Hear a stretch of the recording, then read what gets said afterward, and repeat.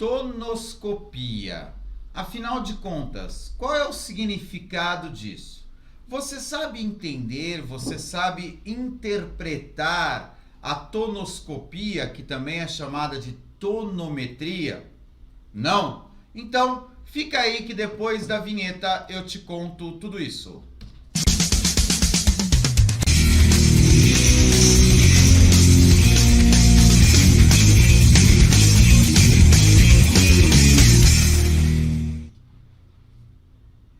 Olá, tudo bem?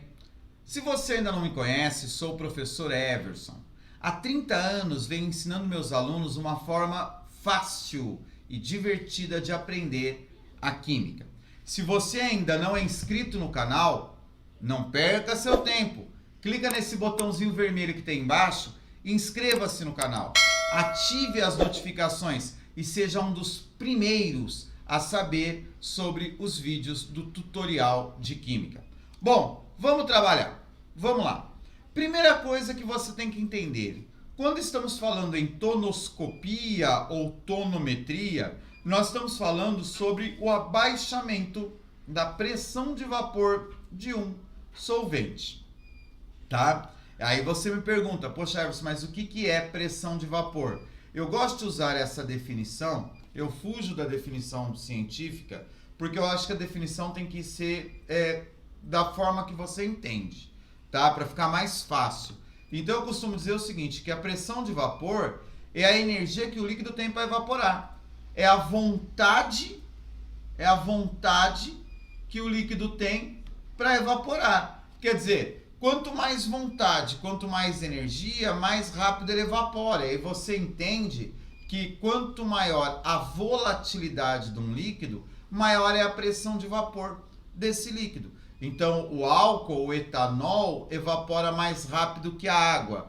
Então a pressão de vapor do etanol é maior que a da água. Pronto, ficou fácil de entender. Agora, se você quer mais detalhes, eu tenho uma aula aqui, ou vai aparecer no card aí, ou no final do vídeo, que te explica em detalhes sobre a pressão de vapor. Mas a aula hoje é sobre a alteração na pressão de vapor, sobre o abaixamento da pressão de vapor. Então, para te falar isso, vamos entender o seguinte. A pressão de vapor, ela depende da temperatura e da superfície de evaporação. É aqui que está a sacada. Quando você dissolve um soluto no solvente, eu vou falar em água porque é o solvente que a gente mais usa, tá bom? Então, quando você dissolve um soluto na água, esse soluto passa a diminuir, ele passa a ocupar parte da superfície de evaporação. Veja esse caso aqui, ó. Imagina esse becker, dentro dele eu tenho o meu solvente, tá? A água, e aí eu adiciono aqui NaCl. Vou adicionar NaCl. Quando eu adiciono NaCl, íons Na+, e Cl- vão se dispersar pela solução. Esses íons vão acabar ocupando uma parte da superfície. Então veja isso daqui, ó. Veja isso. Então eu vou ter a superfície reduzida, tá? Então o que vai acontecer? A superfície de evaporação, ela diminui. Qual é a consequência disso?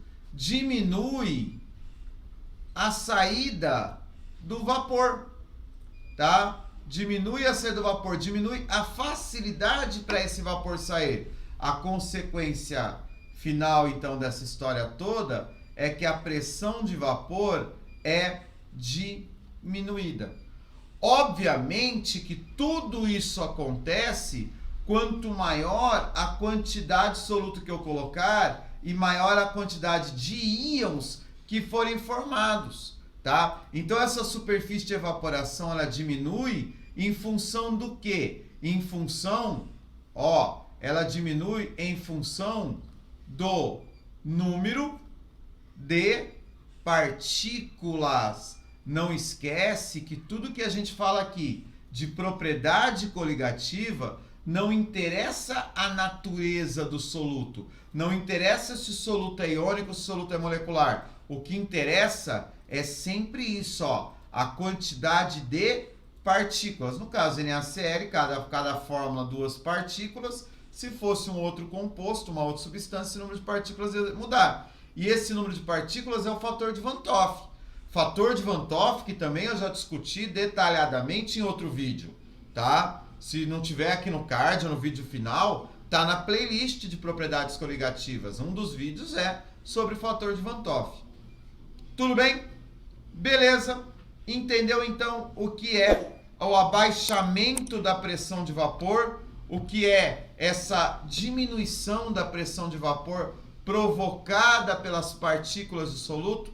Então tá bom. Se você ainda tem alguma dúvida, alguma sugestão, alguma coisa, não esquece, comenta aqui. Eu adoro ler o seu comentário, tá? E se você ainda não curtiu o vídeo, o que pra mim é a sua presença. Se você não falou presente na minha aula, curte, deixa o seu like, tá? Essa é a forma que eu sei que você participou da aula do tutorial de Química. No mais, bons estudos!